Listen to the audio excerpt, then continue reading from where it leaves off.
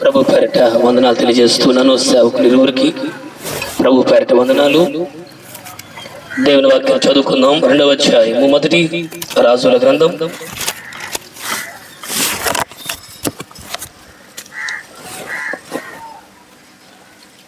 2వ అధ్యాయము మొదటి వచనం చదువుకుందాం.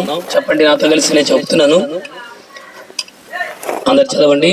దావీదుకు చెప్పండి, మరణకాలము సమీపించగా అతడు తన కుమారుడైన సొలొమోనుకు ఇలాగూ ఆజ్ఞ ఇచ్చెను.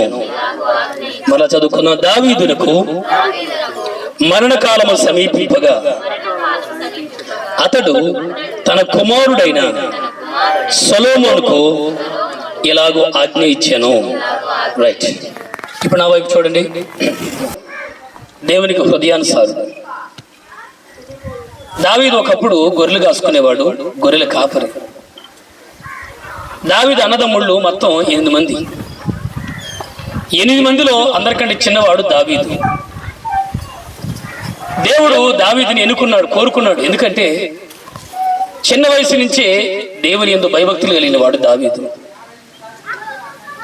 ఎప్పుడైనా గొర్రెల్ని అడవికి తీసుకెళ్ళినప్పుడు, కొండలకు తీసుకెళ్ళినప్పుడు ఆ కొండల్లో గొర్రెలు మేపుకుంటూ కూడా ప్రార్థన చేసుకోవటం, దేవుని గురించి పాటలు రాయటం, ఏదో ఒక ఆలాపన దేవుని గురించి. ఎన్నో కీర్తనలు, బైబిల్లో 150 కీర్తనలు ఉంటాయి. కీర్తన గ్రంథంలో 150 కీర్తనలు.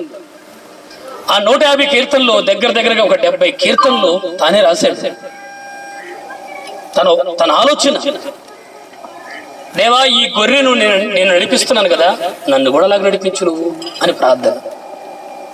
ఈ గొర్రెల్ని గడ్డిలో తీసుకెళ్లి ఆ గొర్రెలు మేపినప్పుడు, దేవా నన్ను కూడా పచ్చిక బయళ్ళు మేపితే బాగుంటది కదా. ఈ గొర్రెలు ఆ లోయలోకి వెళ్ళినప్పుడు, దేవా నా జీవితంలో కూడా లోయలు వస్తాయి, అప్పుడు నాకు తోడుగా ఉండు. ఈ గొర్రెలు ఎప్పుడైనా రాంగ్ రూట్లోకి వెళ్ళినప్పుడు, గడ్డి ఇక్కడ ఉండగా ఇక్కడ కాకుండా అట్ట పోతుంటది గొర్రెలు. అప్పుడు కర్ర తీసుకొని ఆ గొర్రెలు ఇట్లా దోలుతాడు లోపలికి. దేవా నేను ఎప్పుడైనా తప్పు చేస్తే, నేను కూడా ఎప్పుడైనా రాంగ్ రూట్లో వెళ్తుంటాను, వెళ్ళాల్సిన రూట్లో కాకుండా తప్పు రూట్లో వెళ్తుంటాను. అప్పుడు నీ దుడ్డు కర్ర తీసుకొని ఒక దెబ్బ కొట్టి మళ్ళా దొడ్డుకు చేర్చున్నాను. గొర్రెలకు శత్రువు తోడేలు, లేకపోతే ఎలుగుబంటు, సింహం. నా జీవితంలో శత్రువులు ఉంటారు. నేను గొర్రెలు ఎలా కాపాడుతున్నానో నన్ను కూడా నువ్వు అలా కాపాడు. ఇలా పోల్చుకునేవాడు ప్రతిదానికి. ఇలా పోల్చుకొని చివరికి ఏమైపోయాడంటే దేవునికి చాలా దగ్గర అయ్యాడు. ఇది చూసాడేమో దేవుడు ఆకాశం నుండి. ఆ దేశాన్ని పరిపాలించడానికి ఒక యవనస్తుడు కావాలి, ఒక రాజు కావాలని దేవుడు కోరుకుంటుంటే దేవుడు చెప్పాడు, సమూయేలు పలానా బెత్లెహేమ్ అనే ఊరికి వెళ్ళు, అక్కడ ఒక కుర్రోడు ఉంటాడు, ఆ కుర్రోడి తల మీద నేను పేరు చెప్తాను, అక్కడికి వెళ్ళు. ఆయనకి 8 మంది, వాళ్ళ నాన్న పేరు యెషై. 8 కొడుకులు ఉంటారు. ఆ కొడుకుల్లో ఒక్కొక్కడు పిలిపించు. నేను ఎవరి పేరైతే నీకు చెప్తానో వాడి తల మీద నూనె పోసి అభిషేకించేవాడు. సమూయేలు ఆ తైలపూటి తీసుకుని బెత్లెహేమ్ అనే ఊరికి వెళ్ళాడు. అక్కడ అడిగాడు, బాబు ఈ ఊర్లో యెషై వాళ్ళ ఇల్లు ఇది, అది పలానా చోట ఉంది వాళ్ళ ఇల్లు. ఆ పెద్ద ఆయన కనుక్కున్నాడు, ముసలాయింది. అయ్యా నీకు 8 మంది కొడుకులు, నీ కొడుకులు అందరు ఇక్కడే ఉన్నారు? అయ్యా అందరు ఇక్కడే ఉన్నారు, ఒకసారి రమ్మని చెప్పు నా దగ్గరికి వాళ్ళు. పెద్దోడు వచ్చాడు, దేవా ఈ దేశానికి రాజు కాబోతున్న వ్యక్తి ఈ కుర్రోడేనా? వద్దు, నాకు వద్దు అతను. 2వని పిలిచాడు, నాకు వద్దన్నాడు. 3వని పిలిచాడు, నాకు వద్దన్నాడు. మొదటోడు వచ్చినప్పుడు చాలా ఎత్తుగా ఉన్నాడు, మంచి ఫిట్గా ఉన్నాడు. సమూయేలు అనుకున్నాడట, బహుశా దేవుడు కోరుకోబోతున్న రాజు ఇతనేనేమో అని అనుకుంటుండగా దేవుడు అన్నాడు, వద్దు అతను తీసేసి. వాళ్ళకి దేవుని గురించిన ఆలోచన లేదు, తల్లిదండ్రుల గురించిన ఆలోచన లేదు, వాళ్ళకి భక్తి లేదు, భయం లేదు, వాళ్ళంతా చెత్త, వేస్ట్ అన్నాడు దేవుడు. ఇలాగ 7గురు పిలిపించాడు. 7గురు కూడా దేవుడు వద్దంటున్నాడు. అప్పుడు అడిగే డౌట్ వచ్చి, ఏమయ్యా నీకు ఇంకా కొడుకులు ఉన్నారా? అయ్యా ఒక్కడున్నాడు. ఎక్కడున్నాడు వాడు? అడవిలో గొర్రెలు కాస్తున్నాడు. 4 గొర్రెలు కొని అడవిలో మేపడానికి తీసుకెళ్ళి పంపించాను, అడవిలో ఉంటాడు. లేదు వాడిని పిలిపించి ఒకసారి. వెంటనే సమూయేలు చేరేసుకుని కూర్చోనంటే సమూయేలు దావీదుకి కబురు పెట్టాడు. దావీదు అలా వచ్చాడు లోపలికి, కాళ్ళు కడుక్కొని అలా వచ్చాడు. లేదు, దేవుని స్వరం వినపడుతుంది. సమూయేలు నేను కోరుకుందా కుర్రోడిని. అప్పుడు ఎంత వయసు? 16-17 ఏళ్ళ వయసు ఉంటుంది, చిన్న వయసు. అప్పుడప్పుడే మీసాలు వస్తుంది. అప్పుడే 16 అంటే ఓ 10th క్లాస్ చదువుకోవచ్చు. ఓ 15-16 సంవత్సరాల వయసు. సమూయేలు నేను కోరుకుంటుంది ఆ కుర్రోడిని. వాళ్ళకి దావీదుకి 7 అన్నలు ఉన్నారు, కానీ 7 అన్నలు ఎవరిని కోరుకోవట్లేదు, ఇతన్ని కోరుకున్నాను. ఎందుకంటే అతనికి నా గురించి ఎక్కువ ఆలోచన. అయ్యా, గొర్రెలు కాస్తూనే ఉంటాడు, కానీ ఎక్కువ నా గురించి ధ్యాసిస్తాడు, నా గురించి ఆలోచిస్తాడు, నా గురించి ఆలాపన, నా గురించి ధ్యాస. అతని హృదయములో నా గురించి ఆలోచన నింపేసుకొని ఉన్నాడు. ఏందనడు, తినేటప్పుడు కూడా నా గురించి ఆలోచిస్తుంటాడు. సో నేను కోరుకుంటుంది అతనే అని చెప్పి నూనె పోసి అభిషేకించాడు. అతను రాజు అయ్యాడు. అది మొదలుకొని దావీదు మీద దేవుని ఆత్మ బలముగా నిలబడిందంట. చదువుతాం బైబిల్లో. రాజయ్యాడు. ఇంచుమించు ఒక 40 సంవత్సరాలు పరిపాలించాడు. 40 సంవత్సరాల పరిపాలనలో ఇంచుమించు చాలా యుద్ధాలు చేశాడు. ఎక్కడికి వెళ్ళినా దేవుడు అతనికి జయమిచ్చాడు. ఓటమి తెలియదు. ఒకే ఒక విషయంలో తప్పు చేశాడు. ఆ తప్పు విషయంలో కూడా దేవుని దగ్గర ఎంతో పశ్చాత్తాపడ్డాడు, సరి చేసుకున్నాడు. మరలా తిరిగి దేవుని దగ్గరికి వచ్చేసాడు. ఇప్పుడు ఏమొచ్చిందంటే దావీదుకి మరణకాలం వచ్చింది. ఎంత రాజైనా, ఎంత పేదవాడైనా, ఎంత సీఎం అయినా, ఎంత ప్రధానమంత్రి అయినా, స్థితిగతులు ఏదైనా, ధనవంతుడైనా పేదవాడైనా, సేవకుడు కాకపోయినా ఖచ్చితంగా ఒక రోజు మరణకాలాన్ని ఎదుర్కోవాల్సిందే. అలా జాన్ చెప్పినట్టు పరలోకానికి వెళ్ళడానికి ఈ మరణం అనేది ద్వారబంధం లాంటిది. ఇప్పుడు దావీదుకి ఏమొచ్చిందంటే మరణకాలం సమీపించింది. అందుకని దావీదుకి మరణకాలం సమీపించినప్పుడు దావీదుకి చాలా మంది, ఇంచుమించు 9 మంది భార్యలు ఉన్నారు, 9 మందికి చాలా మంది పిల్లలు ఉన్నారు, కానీ ఒక్కడంటే బాగా ఇష్టం, అతనే సొలొమోను. సొలొమోను అంటే అర్థమైందంటే సమాధానకర్త. ఆ సొలొమోను పిలిచి 3 విషయాలు చెప్పాడు. ఆ 3 విషయాలు మీకు గుర్తు చేస్తాను. దావీదునకు మరణకాలము సమీపించగా తన కుమారుడైన సొలొమోనుకు ఇలాగ చెబుతున్నాడు. లాస్ట్ మాటలన్నమాట, చివరి మాటలు. దావీదు సొలొమోనుకి ఒక విషయం చెప్పాడు. చూడండి, ఇందాక ఆ విషయం కూడా జాన్ గుర్తు చేశాడు, నేను కూడా అదే మాట గుర్తు చేస్తాను. 3వ వచనం చూడండి. కాబట్టి నీవు ధైర్యము తెచ్చుకొని నిబ్బరము కలిగి, చూడండి చదవండి. కాబట్టి చెప్పండి, అందరూ చెప్పండి. కాబట్టి నీవు ధైర్యము తెచ్చుకొని నిబ్బరము కలిగి. రైట్. దావీదు నేను చనిపోబోతున్నాను, సొలొమోను నేను చనిపోబోతున్నాను, నా కాలం దగ్గరకు వచ్చింది, లోకులందరూ పోవాల్సిన మార్గంలో నేను కూడా పోతున్నాను, అందరూ ఎలా చనిపోతున్నారు, నా కాలం కూడా ముగింపుకు వచ్చింది, నేను కూడా వెళ్ళిపోతున్నాను. వెళ్ళిపోయేటప్పుడు నీకు ఒక మాట చెప్పాలనుకున్నాను. అదేంటంటే ధైర్యంగా ఉండేప్పుడు. నేను లేను, తండ్రిగా నేను లేను అనే బాధ నువ్వు ఎప్పుడు పెట్టుకోవద్దు. ధైర్యం కలిగి నిబ్బరంగా ఉండేప్పుడు విషయాలు, అన్ని విషయాల్లో. ఈ ఆదరణ కుడికలో నేను మీకు చెప్పాలనుకున్న మాట, మన జీవితాల్లో నష్టం ఉంది, లాభం ఉంది, ఆరోగ్యం ఉంది, అనారోగ్యం ఉంది, చీకటి ఉంది, పగలుంది, వర్షాకాలం ఉంది, చలికాలం ఉంది, ఎండాకాలం ఉంది. ఈ 3 కాలాలు ఎలా ఉంటాయో జీవితంలో కూడా ఎత్తు ఫలాలు, కష్ట దుఃఖాలు ఎప్పుడు మన జీవితంలో ఎదురవుతుంటాయి. వీటన్నిటి మధ్య మనం ఏం కలిగి ఉండాలంటే ధైర్యం కలిగి ఉండాలి. ధైర్యం లేనివాడు భయపడేవాడు అంటే ప్రతిరోజు వస్తాడంట అతను. ధైర్యవంతుడికి ఒక్కసారే మరణం, పిరికోడికి ప్రతిరోజు మరణం. ఓ రోజు ఆ మధ్యకాలంలో వాడికి ఆ ఊర్లో నెంబర్ 1 పిరికోడు, వాడి పేరే పిరికోడు. ఎవరో ఆత్మహత్య చేసుకున్నారంట, ఆ ఊర్లో ఎవరో ఆత్మహత్య చేసుకున్నారు, చనిపోయారు. ఆత్మహత్య చేసుకుని చచ్చిపోతే ఈ మగోళ్ళందరూ కూడా అటువైపు బాత్రూమ్కి వెళ్తారు, ఆడవాళ్ళు ఇటు వెళ్తుంటారు. మధ్యరాత్రులు ఏందన్నాడో ఏమో తేడా వచ్చేసింది, కడుపు చెంబు పట్టుకొని పరిగెత్తాడు.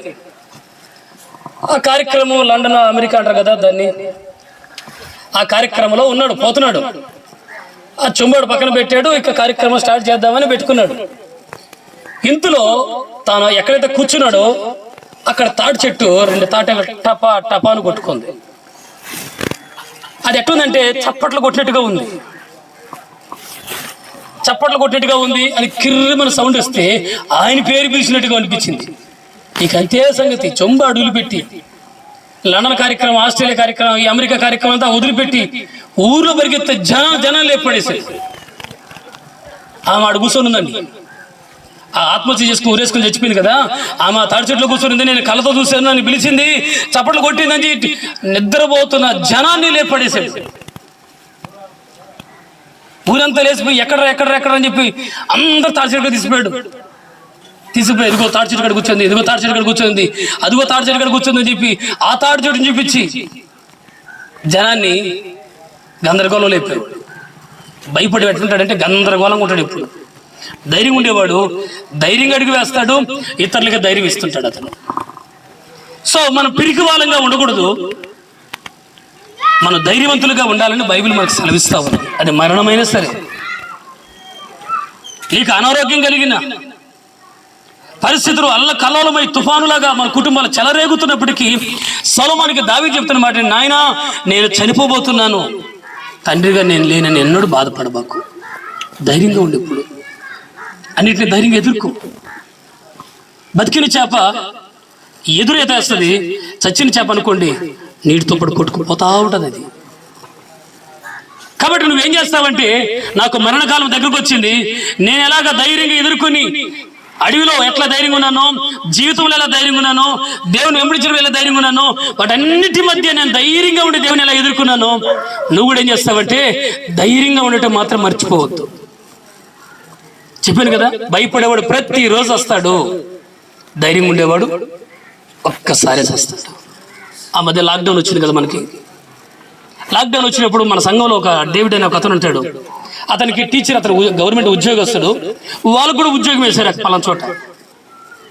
ఉద్యోగం వేసినటువంటి ఆ ఒక వారం పాటు తిరిగాడు. అప్పుడు ఇంటికి ఆడికి తిరుగుతున్నాడు.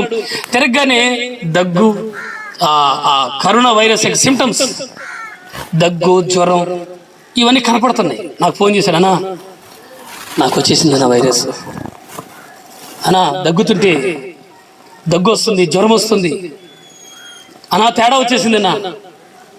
ఇంతలో సెల్ ఫోన్లో ఆరోగ్య సేతు అని ఒక యాప్ ఉండేది, ఇంతకుముందు ఇచ్చారు, ఆరోగ్య సేతు అని.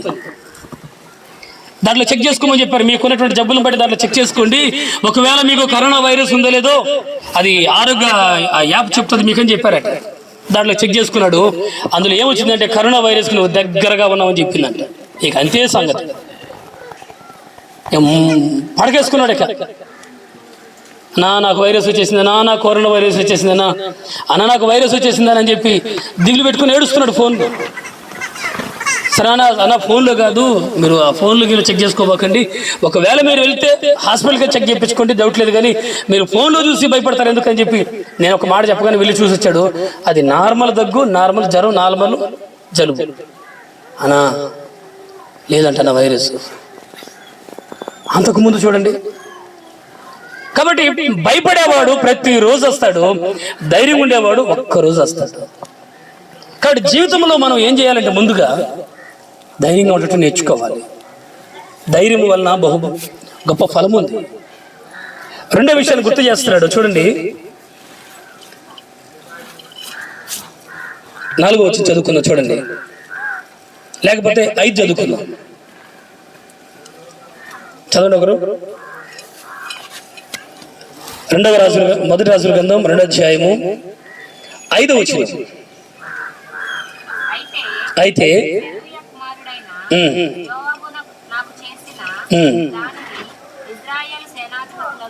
చాలనా 8వ వచనం చదువు.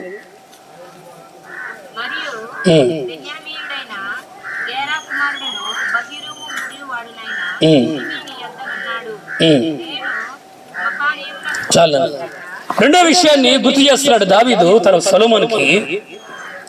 నాయన ఒక విషయం గుర్తు చేస్తాను, ఒకటి నువ్వు ధైర్యంగా ఉండటం మర్చిపోవద్దు.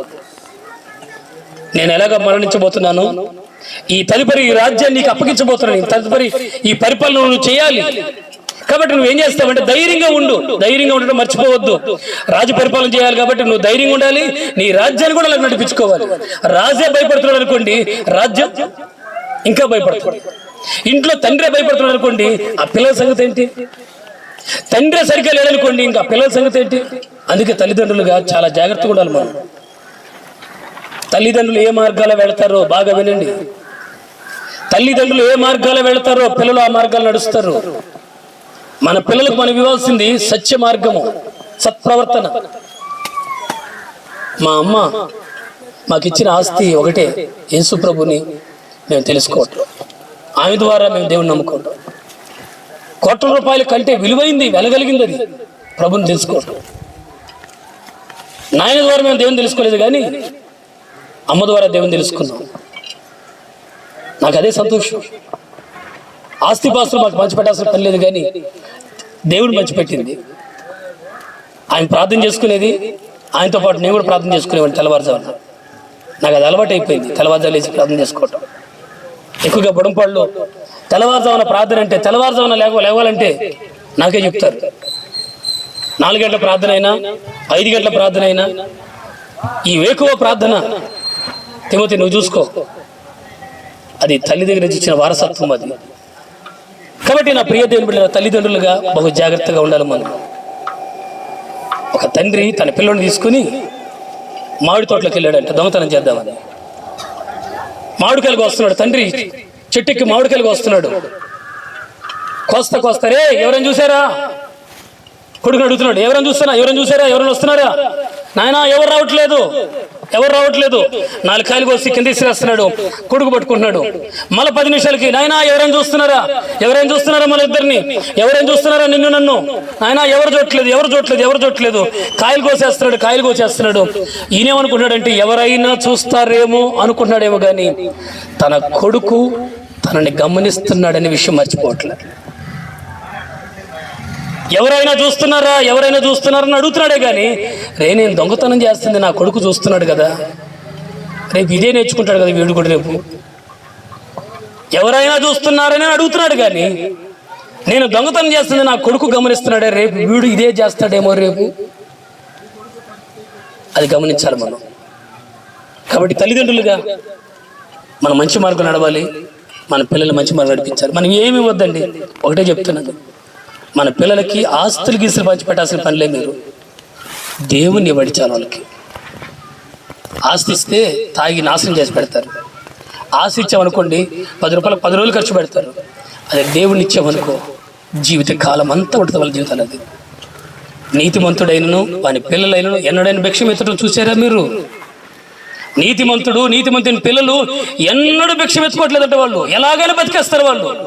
వాళ్ళ మంచి ప్రవర్తనే వాళ్ళు అలా నడిపిస్తుంది. కాబట్టి తల్లిదండ్రులుగా పెద్దలుగా మన పిల్లలకి అసలు ఒకటి మీరు దేవుని ఇవ్వండి, వాళ్ళకి దేవుని పంచిపెట్టండి, ఆత్మీయతను పంచిపెట్టండి, వాళ్ళని దేవుని దగ్గర నడిపించండి. మీరు నడవండి, ముందు వాళ్ళు నడిపించండి.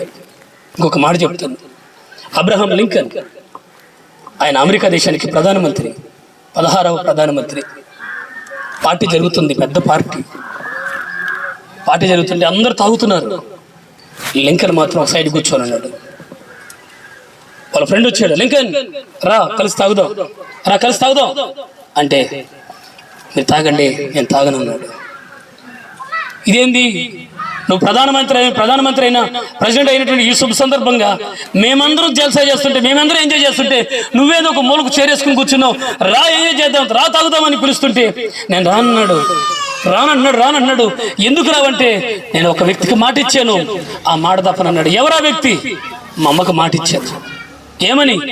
వాళ్ళ అమ్మ చనిపోయేటప్పుడు మరణ పడకలో ఉన్నప్పుడు అడిగిందంటే కొడుకు, నాయన నాకు ఒక మాట ఇస్తావా, నాకు ఒక మాట ప్రమాణం చేస్తావా? ఏంటమ్మా? జీవితంలో ఎన్నడూ మందు తాగనని చెప్పి నాకు మాట ఇవ్వరా, నాకు ఇంకేమీ వద్దు, నువ్వు జీవితంలో మద్యము ముట్టుకోనని మందు తాగనని మాట ఇవ్వరా నాకు అని అడిగిందట. లింకన్ అమ్మ చేయి పెట్టి, అమ్మా దేవుడు నన్ను ఎంత దీవించింది, దేవుడు నన్ను ఎంత ఉన్నత స్థితి తీసుకెళ్ళినా, కొన్ని కోట్ల రూపాయలు నేను సంపాదించిన, నీకు మాట ఇస్తున్నాను, ఎన్నడూ మద్యం ముట్టనమ్మా, మందు తాగను, నీకు మాట ఇస్తున్నాను. ఇప్పుడు ఇచ్చావు లింకన్ మీ అమ్మకు మాట? మా అమ్మకు మాట ఇచ్చి 50 సంవత్సరాలు సార్. ఏంది 50 సంవత్సరాల క్రితం మీ అమ్మకు మాట ఇచ్చావా తాగనని? నిన్న చెప్పిన మాట ఈ రోజు నడుచుకోవట్లే జనాలు. 50 సంవత్సరాల క్రితం మీ అమ్మకు మాట ఇచ్చావా తాగనని, ముందు తాగనని? ఆ మాట మీద నిలబడి ఉన్నావా? అవును, నేను ఇచ్చింది మా అమ్మకు మాట ఇచ్చాను తాగనని. 50 సంవత్సరాలు కాదు, నా ఊపిరి ఉన్నంత వరకు ముందు నేను ముట్టుకోను. లేక ఒకే కోరిక అడిగింది నన్ను అమ్మ, ముందు తాగొద్దు నాయన అని అడిగింది. ఆస్తి అడగలేదు, బతికించమని అడగలేదు, ఏం అడగలేదు, ముందు తాగొద్దు నాయన అని అడిగింది. ఆ మాట కూడా నేను మా అమ్మకి నెరవేర్చలేకపోతే కొడుకుగా ఇక నేనేం చేయగలను? కాబట్టి నేను తాగను. వెంటనే ఆ ఫ్రెండ్ ఉన్న వ్యక్తి కింద సీసా పడేసి ఏడుస్తున్నాడు. లింకన్ అడిగాడు, నువ్వెందుకు ఏడుస్తున్నావు? తాగనని చెప్పింది నేను, తాగొద్దని చెప్పింది మా అమ్మ, నువ్వెందుకు ఏడుస్తున్నావు? నాకు కూడా ఇటువంటి అమ్మ ఉంటే బాగుండేది,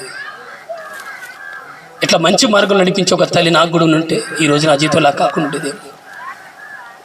చెప్పేవాడు లేక చెడిపోయినట్టు మీ అమ్మ నిన్ను నడిపించింది కాబట్టి ఈరోజు ఇంత గొప్ప స్థాయికి వచ్చావు. నన్ను కూడా అలాగ మా అమ్మ నడిపించుంటే, దేవుని గురించి అలా చెప్పుంటే నేను కూడా తాగకుండా జీవితం నాశనం చేసుకోకుండా బాగుండేవాడిని. లింకన్, మీ అమ్మ చాలా మంచిది. లింకన్ ప్రభుని పంచిపెట్టింది మీకని సంతోషపడి కౌలించుకున్నారట. నా ప్రియ దేవుని బిడ్డ, అటువంటి తల్లిగా నువ్వు ఉంటే, అటువంటి తండ్రిగా నువ్వు ఉంటే నీ కుటుంబానికి ధన్యత ఇంకేముంది చెప్పండి? సల్మాన్, నువ్వేం భయపడబాకు, ధైర్యంగా ఉండు. నువ్వేం చేయాల్సిన అవసరం లేదు, ధైర్యంగా ఉండు. అక్కడ రాస్తాడు, దేవుణ్ణి అనుసరించటం మాత్రం ఎన్నడూ వెనక తీయొద్దు. చదవండి ఒక మాట, 2వ అధ్యాయము 3వ వచనం చూడండి ఒకసారి. నీ దేవుడని యెహోవా అప్పగించిన దాన్ని కాపాడి ఆయన మార్గం అనుసరించిన యెడల నీవు ఏ పనిని పూనుకొనను, ఎక్కడ తిరిగినను అన్నిట్లో వివేకంగా నడుచుకుందుకు. మోషే ధర్మశాస్త్రములో వ్రాయబడిన దేవుని కట్టడలను, ఆయన నియమించిన ధర్మమంతటిని, ఆయన న్యాయ విధులను, శాసనములను గైకొనుము. అప్పుడు నీ పిల్లలు తమ ప్రవర్తన విషయంలో జాగ్రత్తగా నుండి నా ఎదుట తమ పూర్ణ హృదయముతో పూర్ణ మనసుతో సత్యం అనుసరించి నంచుకుని నీ ఎడల ఇజ్రాయేలు రాజ్య సింహాసనం మీద ఆసీనుడగు ఒకడు నీకు ఉండక మానడు. ఎంత మంచి మాట చెప్తాడు చూడు దావీదు. సొలొమోను, నేను చెప్పిన మాట అనుసరించు. బైబిల్లో ఏదైతే రాయబడిందో వాక్యాలు, ఆ వాక్యాలు అనుసరించు. నువ్వు నేర్చుకోవడమే కాదు, నేను నిన్ను ఎలాగ నీ కుటుంబం, నేను నిన్ను ఎలాగ నడిపించానో దేవుల్లోకి, నీ పిల్లల్ని అలాగ నడిపించు నువ్వు. అప్పుడు ఏమవుద్దో తెలుసా? సింహాసనం ఉందే, ఈ రాజ్య సింహాసనం, నా తర్వాత నీకు, నీ తర్వాత నీ కొడుకులకి, నీ కొడుకు తర్వాత వాళ్ళ పిల్లలకి, మన వంశములోనే యోధా గోత్రములోనే సింహాసనం మీద ఎవడైనా కూర్చున్నాడంటే అది యోధా గోత్రికులు మాత్రమే కూర్చుంటారు. నేను మాటిస్తున్నా నీకు. మన దేవుని వాక్యాన్ని పట్టుకొని అడుగుదాం, రాజ్య పరిపాలన మన వంశానికి సొంతమవుతుంది అని దావీదు తన కొడుకులకు చెప్తున్నాడు. ఆ ప్రియ దేవుని బిడ్డలారా, నేను మీకు ఈ ఉదయకాలం చెప్పాల్సిన మాట, మన వాక్యాన్ని పట్టుకొని అడుగుదాం. చెప్పండి, మనం వాక్యాన్ని పట్టుకొని అడుగుదాం. మన తర్వాత వచ్చే తరాన్ని దేవుని కోసం నడిపిద్దాం. ఈరోజు నీకు ఒక తరం ఉంది, నీ కాలం అయిపోతుంది, నా కాలం అయిపోద్ది, నెక్స్ట్ ఇంకొక తరం వస్తుంది. ఆ తరము దేవుని అనుసరించి, ఆ తర్వాత వాళ్ళ తరం అయిపోతే ఇంకొక తరం వచ్చి, ఈ తరము అలాగే దేవుని కొనసాగించబడాలి. అయ్యా నేను నమ్ముకున్నాను, నువ్వు ఎట్లాగే నడుచుకో అని చెప్పట్లేదు. దేవుని వాక్యాన్ని అనుసరించిన ఆయన, నువ్వు ఏది చేసినా వాక్యముల నుంచి అటు కానీ వాక్యముల నుంచి ఇటు కానీ తొలగిపోవద్దు. ప్రైజ్ ది లార్డ్, హల్లెలూయా. చెప్పండి హల్లెలూయా. వాక్యముల నుంచి అటు కానీ ఇటు కానీ తొలగిపోవద్దు. నీ పిల్లల్ని, వారి పిల్లల్ని, వాళ్ళ పిల్లల్ని అలాగ నడిపించండి దేవునిలో. అప్పుడు ఇజ్రాయేలు సింహాసనం మీద మన వంశంలో ఎవడో ఒక్కడు సింహాసనం మీద కూర్చునేడికి నేను అవకాశం ఇస్తాను. మీరు నడవలేదా, సింహాసనం తీసేస్తాను, మిమ్మల్ని తీసేస్తాను. ఈ సింహాసనం తీసుకెళ్ళి వేరే వాళ్ళకి ఇచ్చేస్తాను నేను. కాబట్టి వాక్యం సెలవిస్తుంది, మనం దేవుని అనుసరించి నడవాలి. తాతల తరం అయిపోయింది, అవ్వల తరం అయిపోయింది, వాళ్ళ తర్వాత అమ్మల తరం వచ్చింది. ఇప్పుడు వాళ్ళ కాలం కూడా ముగింపుకు వస్తూ ఉంది, పెద్దోళ్ళు అయిపోయారు వాళ్ళు. ఇప్పుడు మనం వచ్చాం, మన తర్వాత మన పిల్లలు వచ్చినారు. ఇప్పుడు ప్రస్తుతానికి వాళ్ళని మంచి మార్గం నడిపించి, సన్మార్గం నడిపించి, భక్తులు నడిపించి, దేవుని వాక్యం నడిపించి, ఆ తదుపరి వాళ్ళ తర్వాత కొనసాగించబడతాయి. ఇంకొక విషయం గుర్తు చేశాడు దావీదు. ఏం గుర్తు చేశాడంటే, నాయన మన రాజ్యంలో శత్రువులు ఉన్నారు, మిత్రులు ఉన్నారు. శత్రువులు ఉన్నారు, చెప్పండి. శత్రువులు ఉన్నారు, మిత్రులు ఉన్నారు. శత్రువులతో చాలా జాగ్రత్తగా ఉండు. వారిలో ఒకడు యోవాబు, రెండోవాడు షిమి. వీళ్ళిద్దరూ చాలా డేంజర్ క్యాండిడేట్లు. వీళ్ళ విషయంలో చాలా జాగ్రత్తగా ఉండు.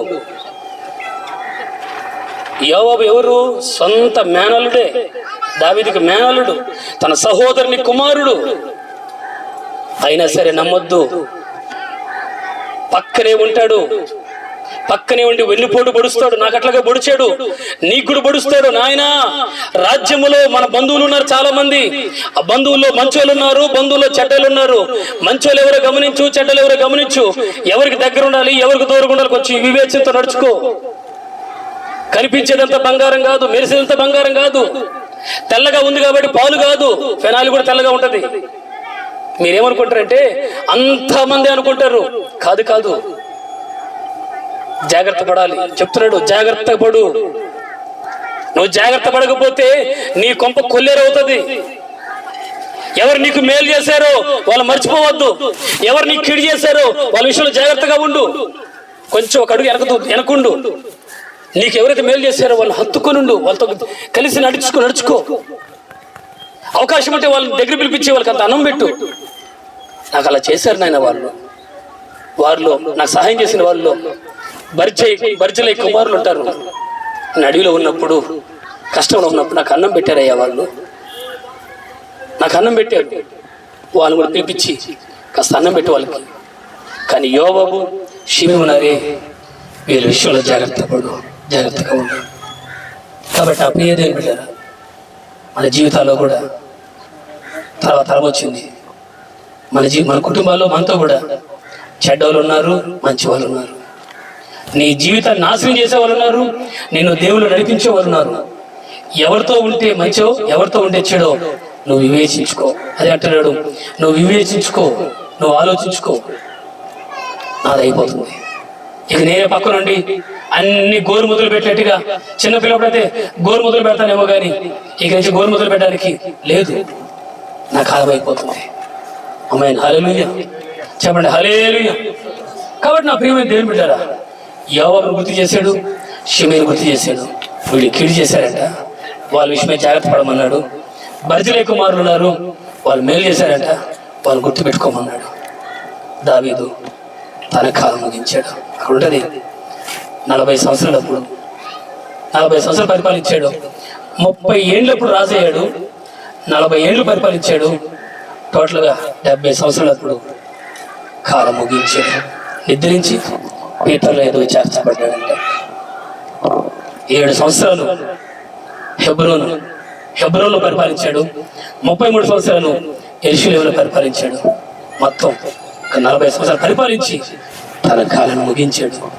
మంచి ముగించాడు. బైబిల్లో ఇంచుమించు 42 మంది రాజులు ఉంటారు. 42 మంది రాజులు.